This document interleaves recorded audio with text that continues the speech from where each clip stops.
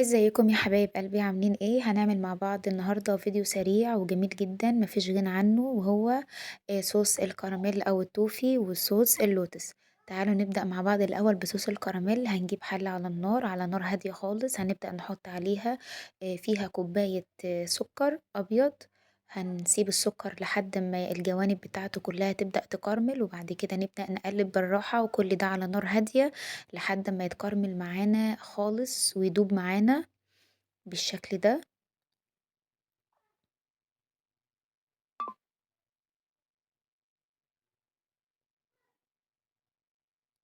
بعد ما كرمل معانا هنفضل نقلب فيه علشان ما يبقاش فيه اي تكتلات من السكر لحد ما ندوب السكر خالص. كده خلاص بقى تمام معانا. هنبدأ بقى نضيف معلقة زبدة او معلقة سمنة، بس يفضل تكون زبدة. ندوبها، واول ما تدوب خالص معانا هنبدأ ننزل بكوباية اللبن. كل المعيار واحد، كوباية السكر هي كوباية اللبن، معيار كوباية العصير اللي هي الكبيرة.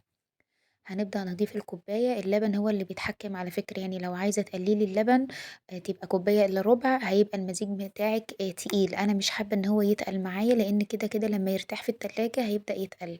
فأنا كده دوبته خالص. طبعا لما بتحط اللبن بيظهر تكتلات، ده حاجة ما تقلقناش. هنبدأ نقلب لحد ما السكر أو الكراميل بتاعنا يبدأ يدوب مع اللبن. كده بقى تمام جدًا. عايزة تضيفي كيس فانيليا برضه كيس الفانيليا بيدّي نكهة حلوة أوي للكراميل برضه، لو مش عايزة تضيفيه برضه براحتك. أنا ما حبيتش إن أنا أضيفه عشان ما اضيّعش الطعم. أول ما غِلى معانا طفيت عليه وسِبته يهدى، وبعد كده ضِفته في الحافظ. كده أنا دلوقتي معايا أحلى صوص توفي أو صوص كراميل. هو كده خفيف شوية معانا، بس لمّا يهدى بقى خالص ويتحط في التلاجة خلاص بدأ يتقل معانا ويبقى جميل. هنبدأ نعمل بقى صوص اللوتس. هنبدأ بقى نضيف 4 باكو بسكوت سادة، من اللي هو البسكوت العادي بتاع الشاي ده. عايزة تضيفي أكتر من كده وتضاعفي الكمية ما فيش أي مشكلة، بس أنا ضِفت 4 بس. هابدأ إن أنا أحط عليهم إن أنا الأول أفرمهم ناعم في الكبة، وبعد كده هاضيف كوباية حليب بس تكون سخنة، علشان يمسك معانا على طول.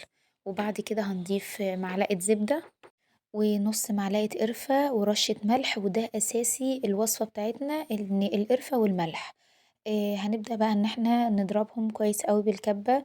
طبعًا هنا الخليط معانا طلع تقيل شوية، وطبعًا اللبن هو اللي بيتحكم، يعني أنتِ لقيتِ الخليط تقيل ضيفي لبن. بس أنا ما حبيتش أضيف اللبن بقى، أنا ضِفت شوية من صوص الكراميل اللي أنا عاملاه، ادّى طعم رهيب وخفّفها معايا وخلّاها حلوة أوي. لو أنتِ برضه حطيتِ وحسيتِ إنه لسه تقيل، زوّدي معلقة لبن بمعلقة كده لحد أمّا المزيج بتاعِك يوصل للسمك اللي أنتِ عايزاه.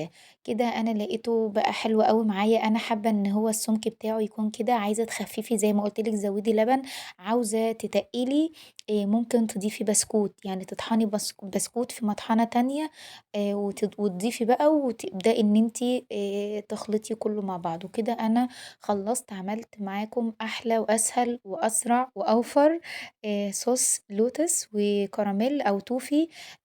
أنتم عارفين طبعًا إن سعره غالي جدًا. أنا عملته معاكم ما شاء الله بحاجة ما كلفتنيش أصلًا أي حاجة، هو يا دوب كوباية سكر، معلقة قرفة، باكو بسكوت يعني حاجات رخيصة أوي ما تكلفكيش 10 جنيه. فما شاء الله بجد طعمه جميل، والقرفة مديّة له طعم حلو. طبعًا الحبيبات ديّة هي مش زهرة، هي مديّة شكل بس لون، إنما دي القرفة ده عادي خالص. ويا رب الفيديو يعجبكم، وبألف هنا وشفا.